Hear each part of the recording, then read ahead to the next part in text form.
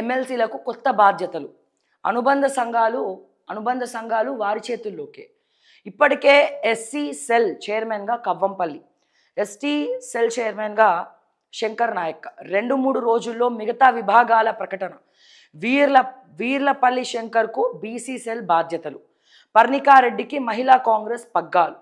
Party బలోపేతానికి హస్తం నిర్ణయాలు. క్షేత్రస్థాయిలో పార్టీని మరింత బలోపేతం చేసేందుకు సమర్థులైన నేతలకు అనుబంధ సంఘాల బాధ్యతలు అప్పగించాలని కాంగ్రెస్ హైకమాండ్ నిర్ణయించింది.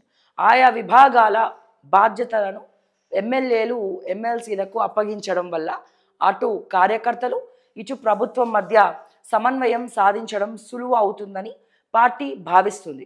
అందులో భాగంగా ఇప్పటికే ఎస్సీ సెల్ చైర్మన్గా Manakondur MLA Kavvampalli Satyanarayana, ST cell చైర్మన్గా నల్గొండ జిల్లాకు చెందిన ఎమ్మెల్సీ శంకర్ నాయక్ను నియమించింది. బీసీ సెల్ చైర్మన్గా షాద్నగర్ ఎమ్మెల్యే వీర్లపల్లి శంకర్ పేరును త్వరలో ప్రకటించే అవకాశం ఉందట.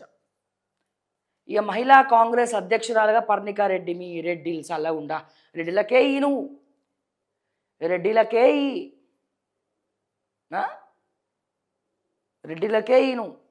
చాలామంది పార్టీని మారి నేను నమ్ముకొని ఏం చేసినావు, వాళ్ళకి రమ్యారావు కల్వకుంట్లని ఏం చేసినావు, నేను కాలు తిప్పించుకుంటున్నారు. రమ్యారావు ఉంది ఇవ్వాలనుకుంటే జర మాట్లాడేటోళ్ళకి ఆ పర్ణికారెడ్డి ఎవరో కూడా ఎవరికి తెలియదు. ఎవరికని తెలుసా? మహిళా అధ్యక్షురాలు ఇస్తారట. మరి మిగతా వాళ్ళు ఎవరు? సునీతారావు ఏం కావాలి, రమ్యారావు ఏం కావాలి? ఇంకెన్ని రోజులు ఇక మీరు మాట్లాడుతుంటే కల్వ సుజాతకు ఆల్రెడీ కార్పొరేషన్ ఇచ్చినారు.